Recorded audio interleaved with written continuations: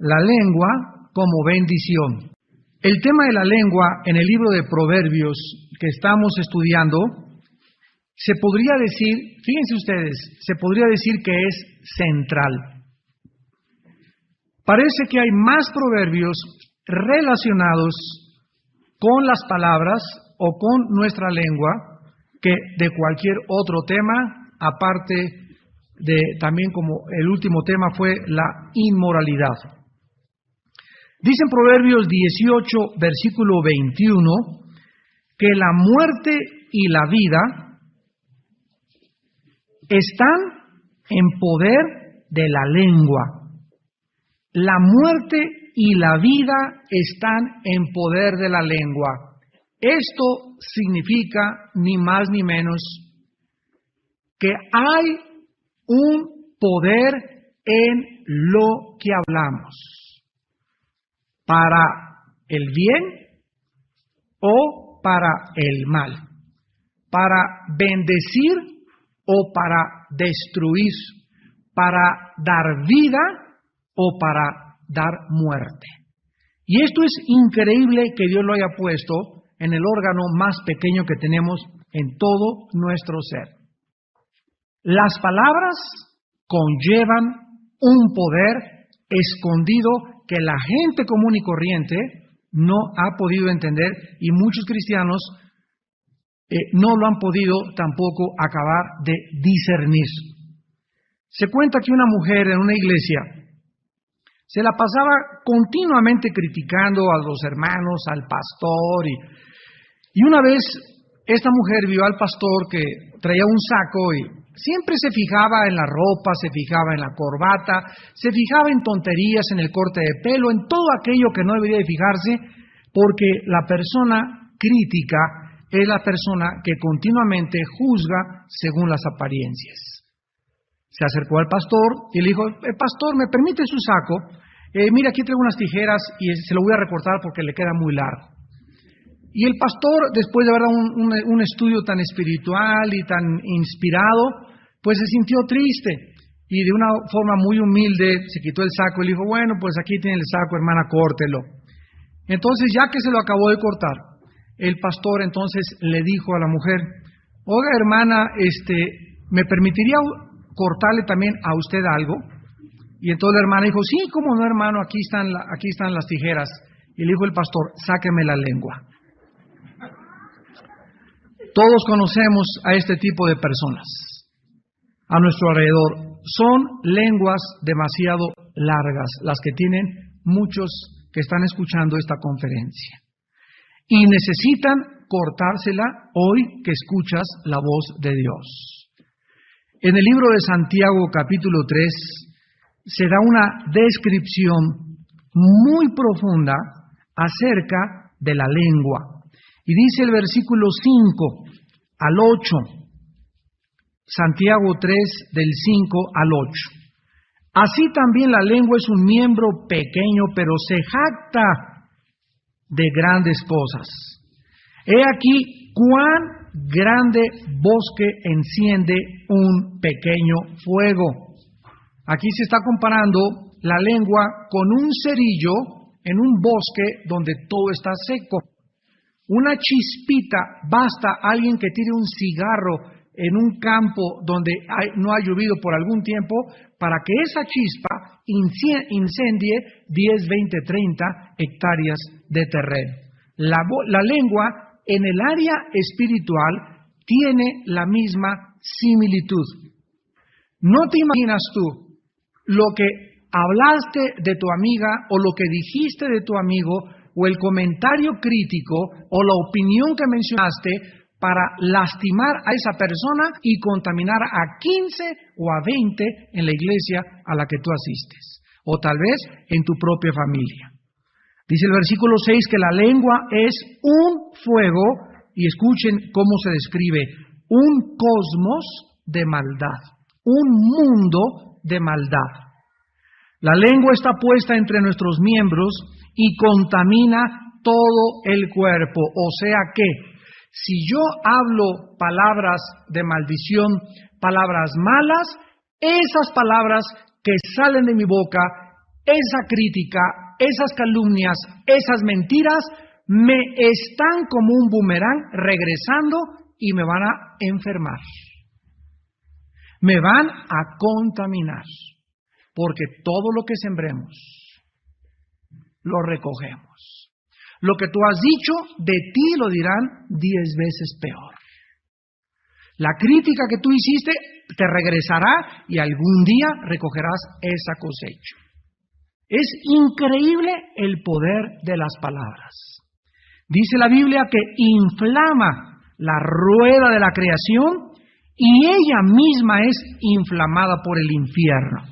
El ejemplo más clásico es cuando cuando Cristo les dijo que era necesario que el Hijo del Hombre fuera entregado en manos de pecadores y morir y al tercer día resucitar, se volteó Pedro y le dijo: Señor, nunca te acontezca tal cosa.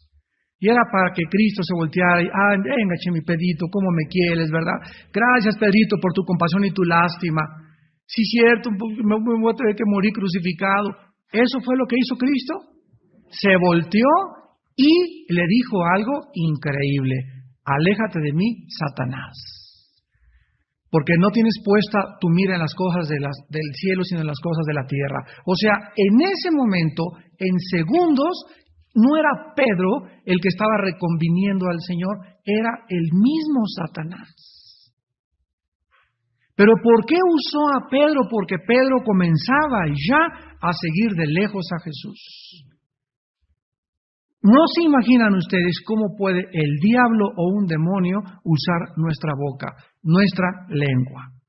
Dice el versículo 7, porque toda naturaleza de bestias y de aves y de serpientes y de seres del mar se doma y ha sido domada por la naturaleza humana. Nosotros tenemos un perro ahí en Toluca y me lo regalaron hace como 6 meses, un perro labrador, Golden Retriever. Y hemos tenido muchos problemas con él porque era muy salvaje, juguetón y está precioso. El animal ya tiene como 8 meses. Y entonces aquí Moisés Pasillas, que es el coordinador de decanes, que le gustan mucho los perros, me dijo: ¿por qué no pagas para que te lo entrenen un mes? Y te evitas problemas y ya no sufres tanto. Y tal, dicho y hecho, fui con un veterinario especialista, les dejé un mes mi perro y me lo entregaron, y cuando me lo regresaron, se dice pasar el mando, ¿verdad? Me pasaron el mando a mí de todo lo que lo entrenaron, y las palabras eran en francés. Por ejemplo, quédate quieto, arrête, en francés, que significa cálmate, aplácate, porque tiene más énfasis el idioma y los vocablos en francés, no sé, así dicen los entrenadores de los perros. Y ya no tuve ningún problema, como voy a correr todas las mañanas, ya lo jalo, se jala, me paro, se para el perro, te echas, ya no hace la destrucción que tiene, y todo porque a través de las palabras le pudieron inculcar al perro la educación, y ahora el perro sufre menos también y se divierte más con su amo. Dice la Biblia que no hay nada que nosotros no podamos domar. Yo he visto pájaros, he visto guacamayas, he visto ratones, he visto delfines, he visto elefantes, he visto leones, hasta tigres controlados por un ser humano. Sin embargo, ninguno de ellos nos doma a nosotros. Así que no venimos de chita. Pero ningún hombre, dice el versículo 8, increíble, puede domar la lengua. Ningún hombre puede domar la lengua, que es un mal que no puede ser refrenado, llena de veneno mortal.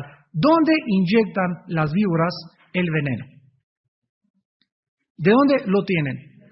Lo tienen en la boca. Una culebra, ¿verdad? No es como se han dicho, te picó la víbora, no pican las víboras, ¿verdad? No es alacrán, muerden las víboras y en los colmillos te inyectan el veneno.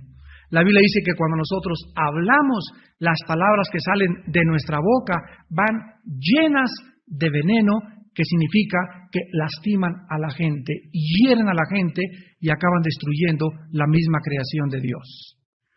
Desde luego que Santiago está hablando aquí, ¿verdad?, de personas que no son cristianas. Y si nosotros ya somos cristianos y estamos analizando y considerando el peligro de nuestras palabras, en esta noche vamos a tener que aprender a controlar nuestra lengua. Esto no es algo que lo vas a hacer automáticamente, te va a llevar tiempo. Pero necesitamos, como a los perros, como a los guacamayas, como a los elefantes, tomar tiempo con nuestra propia vida y antes de querer domar a tu suegra y domar a tu esposa y a tu perro, vamos a comenzar a aprender a domar nuestra lengua. Porque si tú no lo haces, dice 1 Pedro 3:10, que no te puede ir bien en la vida. ¿Me escuchaste? ¿Quién, dice Pedro, el que quiera ver días buenos y realmente que le vaya bien en la vida, refrene su lengua del mal? A ver, vamos a entender esto. No dice córtate la lengua, no dice mata la lengua, dice en Colosenses 3:5 mata las obras de la carne, dice refrena, o sea, ponle freno, o sea, que durante toda mi vida, por más santo que yo sea y por más santa que tú seas, tendremos ese peligro potencial. ¿Se acuerdan de Pablo en el libro de los Hechos? Cuando le contestó al sacerdote, ¿quién fueras tú, sepulcro blanqueado? Pon y casi, y que le da una bofetada. Y Pablo tuvo que pedir perdón, o sea, se le salió. ¿Y a cuántos de nosotros no se nos salen mientras no sea el 10 de mayo, verdad? Pero ya dijimos, ya hablamos una palabra, ya te enojaste, ya dijiste algo que no tenías que decir. Y si tú no pones atención desde esta noche a refrenar eso, vas a tener 5 años en Cristo, 8 años en Cristo, y es increíble que haya cristianos que sigan diciendo groserías. Es increíble. ¿Y sabes algo? Que la lengua no es nuestro amigo ni nuestro enemigo. Nuestra lengua es solamente un mensajero de los dictados de nuestro corazón. Las palabras que salen de mi boca no es la lengua la que tiene la culpa, la tiene el estado de mi corazón. Así que si tú dices groserías y te siguen saliendo las groserías y las maldiciones, es porque tu corazón, ya lo vimos la clase pasada, las acciones del corazón está enfermo. No has tratado con tu corazón. Tienes un corazón vengativo, un corazón rencoroso, no has lavado ese corazón, sigue enfermo tu corazón y la expresión de nuestro corazón son nuestras palabras. En la Segunda Guerra Mundial, un hermano llamado Derek Prince contaba en una conferencia que los doctores al entrar al campamento, los enfermos de los soldados les decía, buenos días, ¿cómo están? Y lo primero que les pedía era, saca la lengua. A través de la lengua, los doctores anteriormente se daban cuenta, ¿verdad? Ahora desde luego un examen de sangre es más exacto, se daban cuenta cómo andaba ese paciente de salud. Y yo pregunto, si Dios nos dijera a nosotros lo mismo, ¿qué le contestaríamos? Si te dijera Dios, ¿cómo estás? Y tú le contestas, muy bien, lo primero que Dios nos iba a decir es, a ver, enséñame la lengua. Si Dios quiere saber, al igual que los médicos, cómo andamos, les aseguro que Dios nos va a preguntar, ¿qué son tus palabras? Yo puedo saber, sin ir tan profundamente en tu corazón, ¿qué es lo que eres? ¿Cuánto has crecido? ¿Cómo es tu corazón? Por las palabras que dijiste el día de ayer. Veamos a continuación 4 usos correctos de nuestra lengua. Usar la lengua para el bien en lugar de para el mal no es algo, repito, que podamos hacer automáticamente. Tenemos que entrenarnos rompiendo malos hábitos y controlando las palabras que proferimos. Tenemos que acabar ya con esas maldiciones de la forma como nos enseñaron a hablar en Veracruz. Dicen que un jarocho de cada 7 palabras, 10 son groserías. Y no solamente malas palabras, porque tú puedes decirle una grosería a alguien, ya te salen como si le dijeras tonto, ¿verdad? Y le dices otra peor todavía. Pero sino el énfasis con el cual decimos esas palabras. Tú le puedes decir a tu hijo, eres un burro. Y al decirle a tu hijo, eres un burro, así, pero eres un burro tonto. ¿Cómo pudiste haber hecho esto? Lo estás maldiciendo. Lo estás maldiciendo. Porque no es la forma de hablarle a tu hijo. Necesitamos bendecir a nuestros hijos. Pero hermano, sacó malas calificaciones. A ver, Pepito, ven para acá. ¿Por qué sacaste estas malas calificaciones? No tienes que darle calificativos. Burro, tonto, cabeza hueca. Eres igual que tu abuela, igual que tu suegro. Porque lo estás destruyendo. Esas palabras entran a su mente subconsciente. Y ahí se quedan. Ahí se quedan y tu hijo crece y las manifiesta cuando él es grande. En traumas, en complejos, en actitudes de agresividad con su prójimo, etcétera, etcétera. No podemos nosotros ser como éramos antes de conocer a Jesucristo. En primer lugar, ¿cómo debemos usar nuestra lengua? Dando consejos sabios. Número 1, Proverbios 10:31. Dando consejos sabios. Dice en Proverbios 10:31 la palabra de Dios.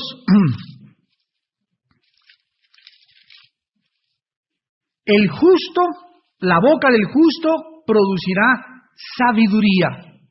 Proverbios 12:15.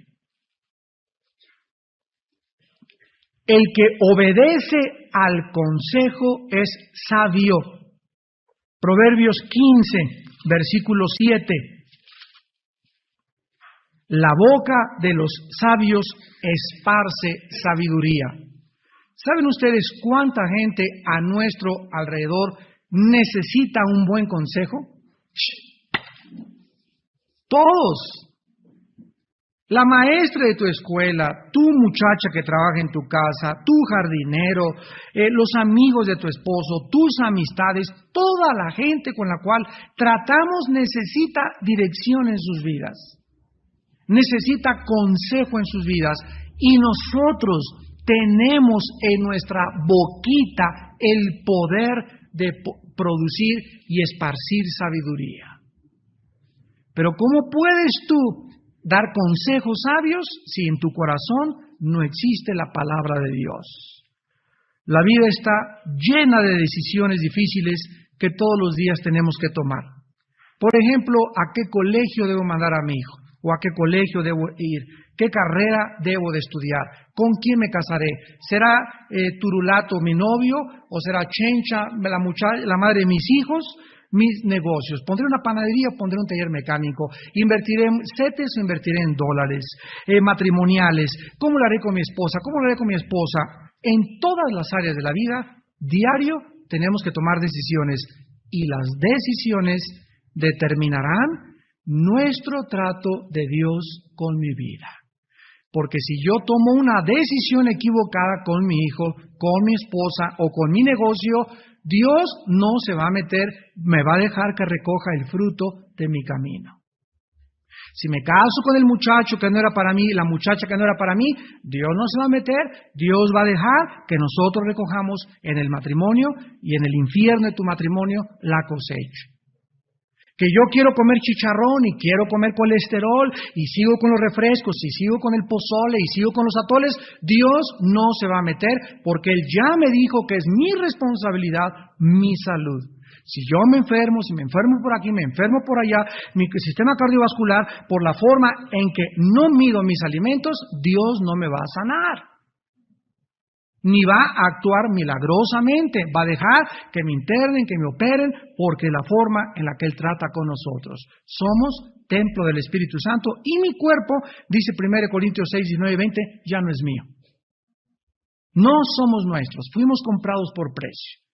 Somos responsables de entregarle este cuerpo y mantener el templo santo, limpio y barrido. Porque si no, vamos a recoger la cosecha. Yo le decía a un hermano ahorita en la tarde, por cierto, nuestro hermano Siragüen está hospitalizado, anoche se puso muy grave, le dolía el estómago y hoy a la madrugada lo intervinieron quirúrgicamente, le sacaron la vesícula biliar. Está en el hospital de Pemex, ojalá que mañana o pasado ya salga, gracias a Dios todo salió muy bien. Yo le decía ahorita en la tarde que estuve con él en el hospital, ¿sabes qué, Siragüen? Cada vez, no te imaginas cómo Dios trata con mi vida, con mi cuerpo. Cada vez estoy más convencido que el Espíritu Santo, cada vez me dice el Espíritu Santo, límpialo más, límpialo más, límpialo más. Si es posible, una vez a la semana ayuna. Limpia tus pensamientos, limpia tu templo, limpia tu cuerpo para que la unción no se vaya. Porque la unción por dentro no la perdemos, es para siempre, hemos sido sellados con el Espíritu Santo. Pero cuando tú pasas a ministrar o a dar un consejo, la necesitamos por arriba. Los discípulos ya tenían en el libro de los Hechos al Espíritu Santo, pero continuamente eran llenos del Espíritu Santo. Y venía, dice, sobre de ellos, y venía sobre de ellos, y venía sobre de ellos, venían sobre de ellos. Tú puedes, con tu pecado y con la forma de tratar tu cuerpo, hacer que el Espíritu Santo te deje. Y cuando tú ministras, claro que lo tienes dentro, pero no ministras en su poder, ministras en la carne. Y la gente sabe cuando alguien ministra en el Espíritu y en la carne. Nos damos cuenta. Las personas que suben aquí a tocar o a cantar, se da uno cuenta cuando estás cantando en el Espíritu, cuando estás alabando a Dios, cuando tocas tu guitarra, se llama fluir. ¿Por qué? Porque no hay nada en tu cuerpo que el Espíritu Santo tenga de obstáculo para fluir. Cuando hay algo, no importa lo que sea, donde el Espíritu Santo no puede fluir, no fluyo. Y canto, toco, bailo, actúo en la carne. Los espirituales se pueden dar cuenta de eso, porque el espiritual dice 1 Corintios 2, 14, 15, juzga todas las cosas, mas él no es juzgado de nadie. Hermanos en Cristo, las palabras que proferimos deben ser llenas del Señor. Dios no nos va a dar una respuesta y va a decir, cásate con esa persona, estudia esta carrera, sino que Dios nos va a guiar a través de cristianos maduros. Qué importante es esa sección allá que se llama la consejería. Ahí tenemos aquí el domingo también yo acabo de predicar. Hermano, quiero que me dé este consejo. Hermano, ya está la consejería. ¿Sabe usted cuánto tiempo me tarda un consejo? Muchos cristianos llegan, ¿verdad? Y como todo es café instantáneo, sopa de marucha instantánea, todo es instantáneo, llegan conmigo, con un pastor, hermano, y en 5 minutos quieren que le resolvamos toda su vida y no se puede. No se puede. Tienes un problema, haz una cita. Yo doy citas, todos los pastores tenemos la obligación de dar citas. O vete allá a sentar a consejería, allá te escuchan 45 minutos, pero no creas que en 3 minutos vas a saber con quién te vas a casar. Porque requiere tiempo, requiere conocerte. Y sobre todo cuando vienen de otras iglesias, ¿verdad? Oye, hermano, mi papá me dio un planchazo, mi esposo me divorció. Oye, espérame tantito. ¿Tú qué le hiciste, chencha? ¿Por qué te dio el planchazo? En fin, hay una serie de cosas que tenemos que investigar. Oiga, sáqueme un demonio. ¿Cómo sabes que es un demonio y no es tu carne? Entonces tenemos que investigarnos en 3 minutos. Dios nos manda que tengamos paciencia para poder dirigir y dar consejos sabios a la gente. En segundo lugar, nuestra lengua debe ser usada para exhortar en el Espíritu. Exhortar en el Espíritu. Proverbios 27, 6. Fieles son las heridas del que ama, pero importunos los besos del que aborrece. Otro uso sabio de nuestra lengua y que a muchos se les dificulta es exhortar en amor. Si tú tienes a una amiga que la quieres mucho o a un amigo que lo aprecias mucho y esa amiga tuya está haciendo algo indebido y sigue saliendo con ese hombre o sigue saliendo con esa mujer y tú no le dices nada, eres una mentirosa porque no es cierto que amas a tu amiga. Más vale reprensión manifiesta que amor en oculto, dice otro proverbio. Tenemos los cristianos que aprender a decirnos nuestras verdades en un espíritu de amor.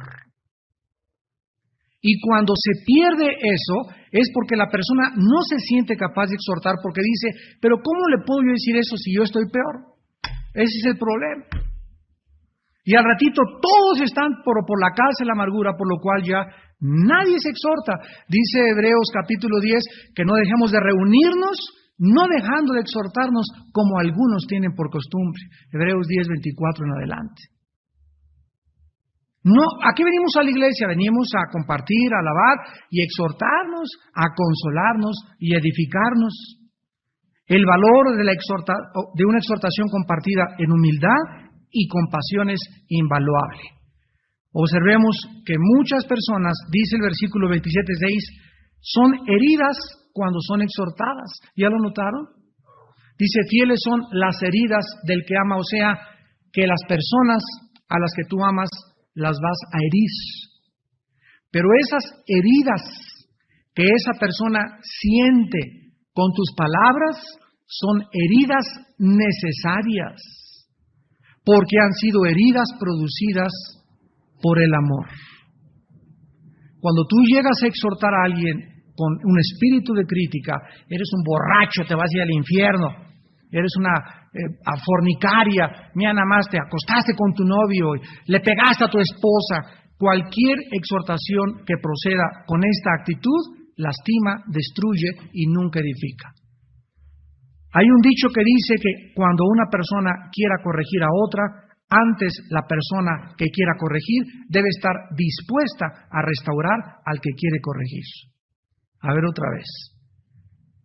¿Alguien te cae mal? ¿Tu compadre se emborrachó en Garibaldi? ¿Ya lo propagaste? ¿Mi compadre lo vi anoche?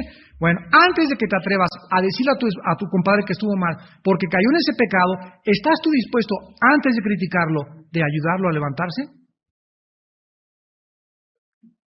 Ok, si no estás dispuesto a ayudar a levantarse, no hables de él, porque lo vas a destruir con tus palabras, con tu crítica y con tus chismes. Oye, hermano, que fíjese que supe que un pastor, llegaron el otro día, una familia, ya fueron ustedes con su pastor y le dijeron, hermano, supimos que usted hizo, lo queremos ayudar a levantarse. Entonces, ¿por qué vienen a acusarlo cuando ustedes no han ido antes, como dice Mateo 18? ¿Tienes algo con tu hermano? Ve tú y tu hermano y díselo. Y después, si tu hermano no te oye, toma otra persona. Si no te oye, toma 3. Y si no te oye, dilo públicamente a la iglesia. Pero cuando no lo hacemos en ese espíritu y siguiendo este camino, estamos destruyendo la vida de nuestros hermanos y eso no le agrada a Dios. En Gálatas 6, versículo 1, el apóstol Pablo lo dice muy claramente: hermanos, si alguno fuere sorprendido en alguna falta, vosotros que sois espirituales, o sea, para poder ir con alguien y exhortarlo, ¿qué se necesita? Andar en el Espíritu, ¿verdad? Vosotros a los espirituales se les dirige esta admonición. Restáurenle. Cuando yo exhorto a alguien, cuando yo voy a llamar la atención de alguien, no es con el propósito de lastimarlo o dañarlo, sino el propósito conlleva siempre la restauración.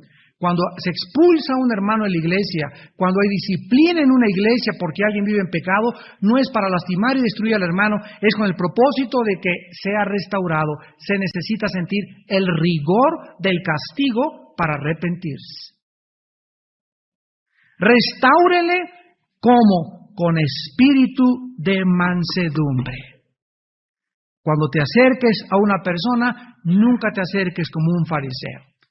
Mira esta pecadora, Señor, que agarramos en adulterio. ¿Qué dice la ley que hagamos? O sea, ellos venían con la espada desenvainada. Nunca tenga la espada con un hermano tuyo en tu vida, no importa lo que tu hermano o tu hermana haya hecho. Sino antes de quererle cortar el cuello, ¿hay en tu corazón el deseo de que sea sanado? Si no hay esa actitud en tu vida, que quieres tú levantar a tu hermano, no lo juzgues, no lo critiques, no hables mal de él. Y dice aquí, considerándote a ti mismo, no sea que tú también seas tentado. Nunca te acerques a alguien creyendo que lo que hizo esa persona, tú nunca lo harías, porque eres un fariseo. Te doy gracias, Señor, porque no soy como las prostitutas pintarrajeadas y las locochonas, y los motos que andan por ahí en mi colonia, y por mi cuñado que como eso. ¿Sabes una cosa? Que todas las cosas que el mundo hace, nosotros potencialmente podemos caer en ellas. ¿No han leído Gálatas 5, las obras de la carne? Dice, las obras de la carne son fornicación, brujería, y al final dice, y sabiendo que los que practican estas cosas no pueden heredar el reino de Dios. Al Espíritu Santo, al usar decir, los que practican, implica que cualquiera de nosotros podemos caer, pero no practicarlas. Cualquier cristiano puede caer en la fornicación, en la borrachera, volvérselas a tronar, volverse a periquear, volver hasta matar. Cualquier cristiano puede caer en eso. pero no practicar esas cosas, que ya son diferentes.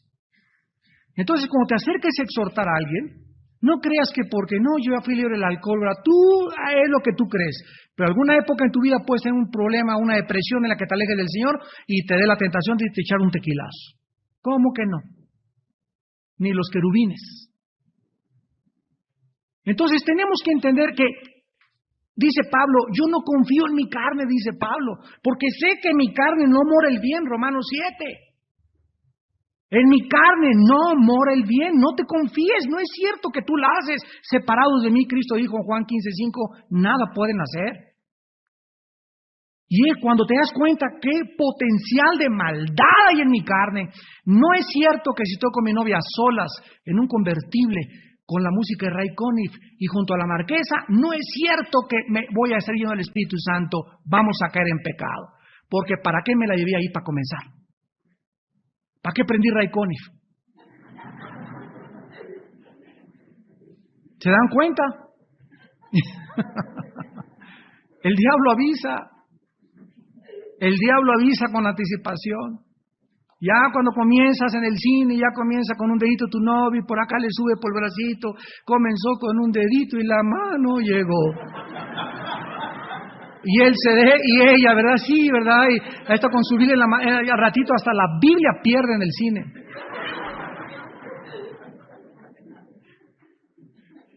Velad y orad para que no caigas en la tentación. El espíritu está listo, pero la carne, no te confíes en la carne. No la haces ni tú ni la hago yo. No la hizo Pablo, no la hizo Moisés, no la hizo David, no la hizo nadie separado del poder de Dios.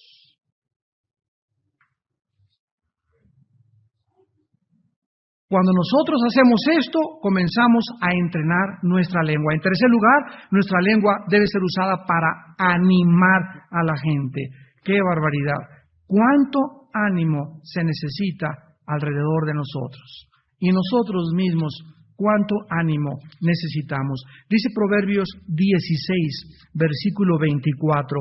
Panal de miel son los dichos suaves, suavidad al alma y medicina para los huesos. ¿Saben que el arte de animar se ha perdido drásticamente en la vida de muchos cristianos? ¿Saben ustedes qué es animar? Una buena palabra, dicha a tiempo, tiene el poder de animar a un corredor para que llegue a la meta. Una buena palabra dicha a tiempo tiene el poder para que una persona salga del vacío de su desesperación. Una buena palabra dicha a tiempo tiene el poder para que una persona inclusive quite en su mente ideas de quitarse la vida. Una palabra dicha a tiempo puede tener el poder para que una persona descubra que vale la pena vivir para Cristo. El poder de las palabras. Mucha gente no sabe qué palabra decir o cómo animar a alguna persona que sufre depresión o desánimo. Miren ustedes cómo son las tradiciones.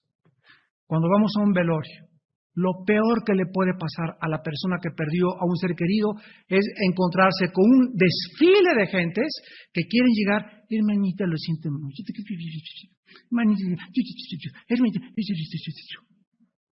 Y la persona que perdió a la persona da para todos siempre que sí, le dice sí, ¿verdad?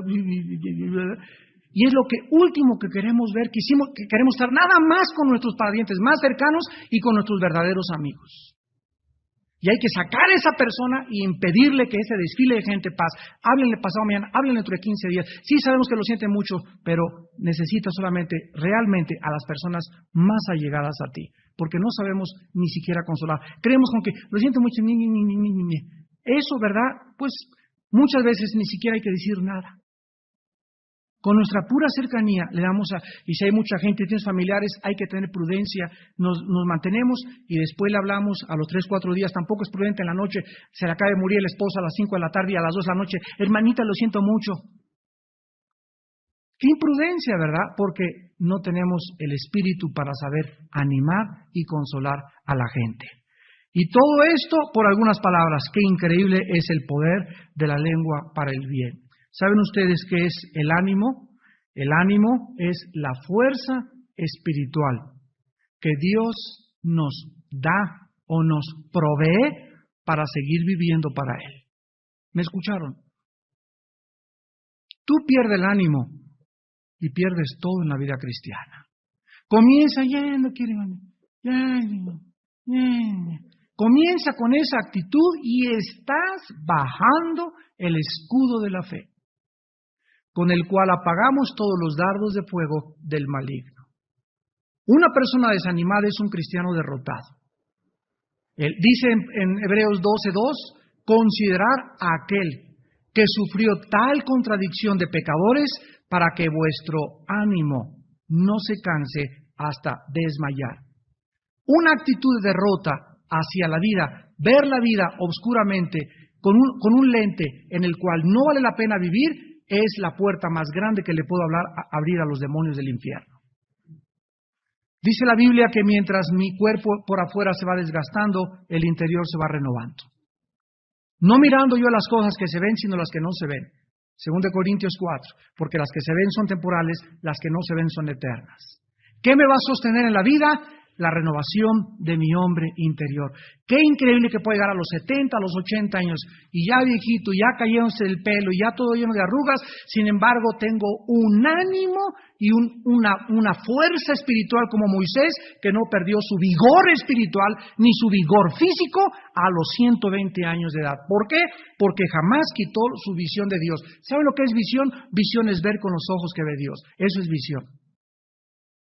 Cuando dejamos de tener visión, comenzamos a envejecer el alma. Cuando crees que ya tengo 60 años, ya no sirve para nada. Ya hay 75 años, ya 80 años, ya hay unos ya viejos de 30 años de edad. Es increíble. Y hay personas de 70, 80 que parecen trompos y pirinolas por toda la iglesia. Y testificando y llevando y visitando, etcétera, etcétera. ¿Por qué? Porque no ven el mundo con ojos de viejitos, ven el mundo con el hombre interior que cada día se renueva. Y cuando tú mantienes ese espíritu, no te imaginas la fuerza que Dios te da. ¿Para qué quieres salud? Si Dios te dijera en la noche: Señor, dame salud, me dijeron que tenía cáncer, dame salud, me dijeron que... ¿Para qué quieres salud? ¿Qué has hecho para mi obra? ¿Qué estás haciendo para vivir para mí? ¿Cómo no te animas? Mira nomás la panza de Santa Claus que tienes ya. Mira nomás cómo estás ya de gorda, tienes 35 años y ya parece una señora de 50 años de edad. ¿Por qué? ¿Para qué quieres la salud entonces? ¿No haces aeróbics? ¿No haces ejercicio? Ay, pero los aeróbics son del mundo. Hay aeróbics con música cristiana. Alabaré, alabaré.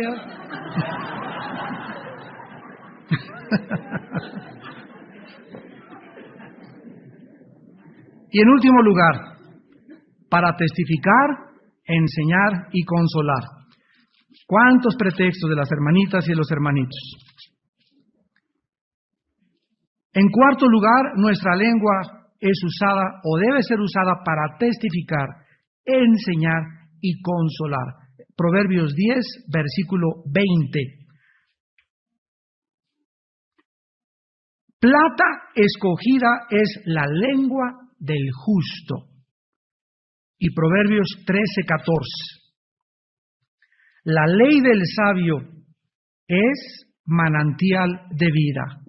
¿Saben ustedes que cuando nosotros nos convertimos, Dios tiene el propósito de que yo desarrolle la mente de Cristo dentro de mi mente? Se te van a fundir los fusibles. Dice en 1 Corintios 2 que tenemos la mente de Cristo, porque tenemos a Cristo morando entre nosotros. Solamente que la tenemos. Uno que acaba de nacer, que tiene el cerebro, un niño que acaba de nacer tiene el mismo cerebro que tenía Alberto Einstein. La diferencia entre un niño nacido, el cerebro de un niño recién nacido, y el cerebro de Einstein, es que Einstein lo tenía simplemente desarrollado. Tú tienes el potencial dentro de tu vida tan grande que tiene una semilla para que en el medio ambiente apropiado sea sembrada y dé un árbol de 30, 40 metros de altura. Es increíble que esa mole de materia estuviera concentrada en una semilla. ¿Y cómo fuimos nosotros renacidos de nuevo? 1 Pedro 1:23, por la semilla, la simiente de la palabra de Dios. Dios siembra entre nosotros una semilla. Dios nos da todo el potencial. Dicen Colosenses que estamos completos en Cristo. Dice 1 Corintios 1 que no tenemos necesidad de ningún don, que ya no tenemos más que crecer y desarrollar nuestro potencial. El día que descubras el potencial que Dios puso en tu vida y comiences a crecer en Cristo, te darás cuenta a dónde llegará la expansión de tu mente. Vendrás a la Biblia y será banquete tras banquete diario. Te maravillarás, qué bárbaro, qué barbaridad, qué bárbaro. Todos los días será un banquete y todos los días estarás descubriendo cosas. Será como viajar a diferentes galaxias, diferentes descubrimientos. Es maravilloso el espíritu de asombro que se ha perdido en los adultos. Yo recuerdo a los niños hace muchos años que a los 3 años les decía, Pepito, ¿qué? ¿Oyes afuera? ¿Qué? Pasos. Y se abre la puerta. Y sale el monstruo. Y ahora se aparece Godzilla. Y para que hace 25 años Frankenstein no nos dejaba dormir. Y ahora aparece Pinocho, Frankenstein comparado con Godzilla. La capacidad de asombro de los mismos niños se ha ido disminuyendo, más en nosotros los adultos. ¿Hay algo en tu vida que ya le puedes decir, no descubrí nada? Tenemos que tener revelación diario. Y si no la tienes es porque no tienes el tiempo suficiente con Dios a solas. Dice Jeremías 23:18, ¿quién estuvo en el secreto de Jehová? Y oyó y vio su voz. A ver otra vez, ¿quién estuvo en el secreto de Jehová? ¿Qué es el secreto de Jehová? Es el tiempo secreto a solas que paso con Dios en mi recámara. En el baño, en el tinaco de tu techo, no sé dónde, pero es el tiempo que pasas a solas con Dios. ¿Quién estuvo en el secreto de Jehová? Porque los que están en ese secreto, los que ya tienen el hábito, la disciplina de este cuerpo, someterlo, porque mi cuerpo a los 10 minutos ya párate, tienes que ir al banco.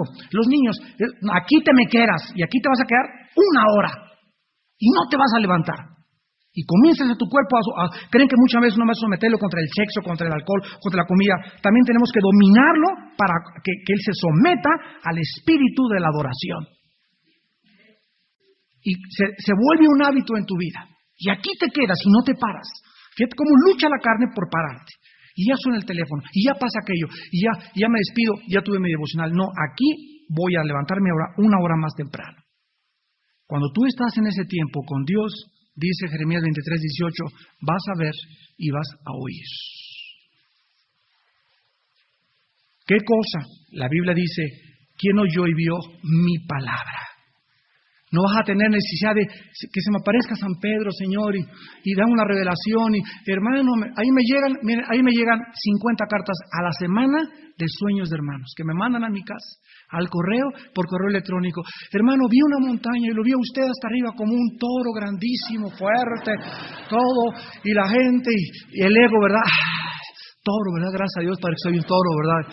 Oh, hermano, dice que vi esta visión y que la iglesia de los ángeles la rodearon, y tantas cosas que uno oye que le llegan, ¿no?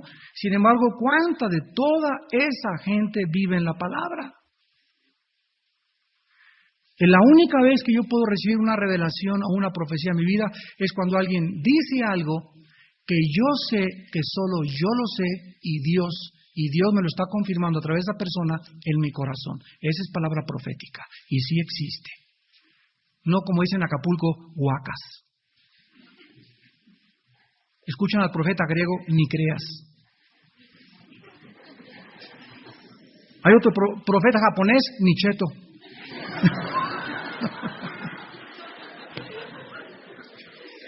Y el profeta acapulqueño, pura huaca. Hermanos, necesitamos tomar en serio a Dios y venir a la ley y al testimonio para que podamos comenzar a hablar palabras de consuelo, de edificación, de exhortación, porque el mundo necesita palabras de vida de nuestra boca. ¿Tienes tú ya tu lengua entrenada? Levántate y comienza desde mañana. Desde hoy en la noche, llega, hijo mío, te bendigo en el nombre de Jesús. Esposito mío, te bendigo. Y no sabes cuántas gracias le doy a Dios de tenerte como esposo. ¿Arroz?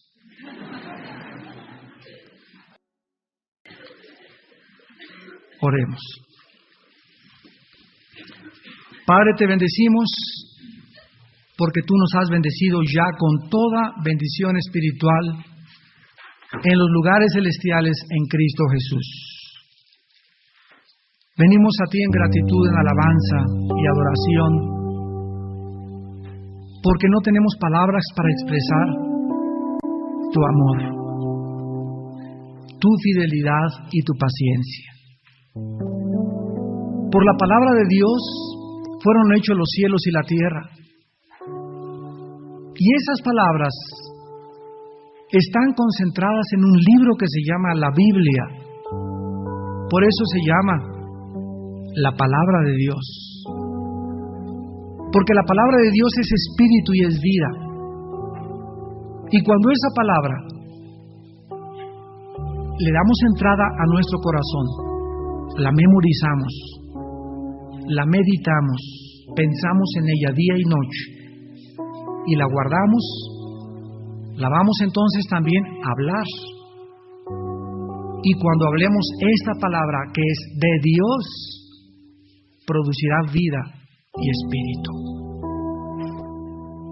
Levantará y transformará vidas, animará a los desconsolados y a los deprimidos, sacará del vacío de la desesperación a los que han abandonado toda esperanza, porque la palabra de Dios es poderosa, crea la vida, es viva y eficaz y más cortante también que cualquier espada de dos filos.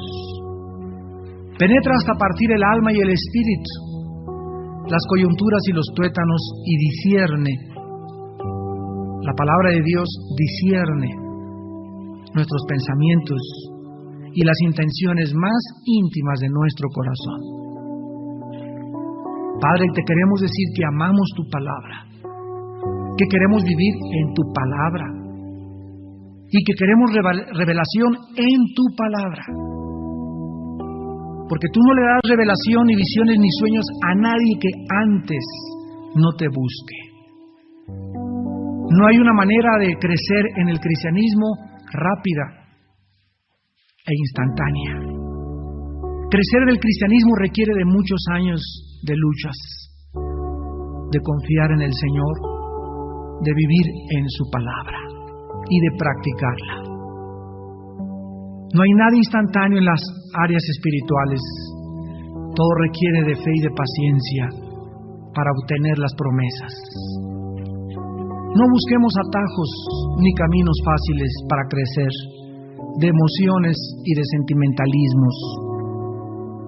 Te damos gracias por nuestras emociones y sentimientos, pero gracias, Padre, porque no deben dirigir nuestra vida. Es tu palabra nuestra luz y tu Espíritu que nos confirma tu verdad. Te bendecimos y te damos las gracias por tu palabra, Señor. E inspíranos cuando hablemos para pedir perdón también, para ser íntegros y reconocer cuando alguien nos exhorte, ser lo suficientemente humildes para reconocer nuestros errores. Porque las palabras del sabio son como la plata, y las palabras dichas a tiempo como manzana de oro adornada de plata a su alrededor. Gracias por tu palabra, Señor, y nos vamos con tu palabra, porque solo en tu palabra podemos vivir. En el nombre de Jesús, amén.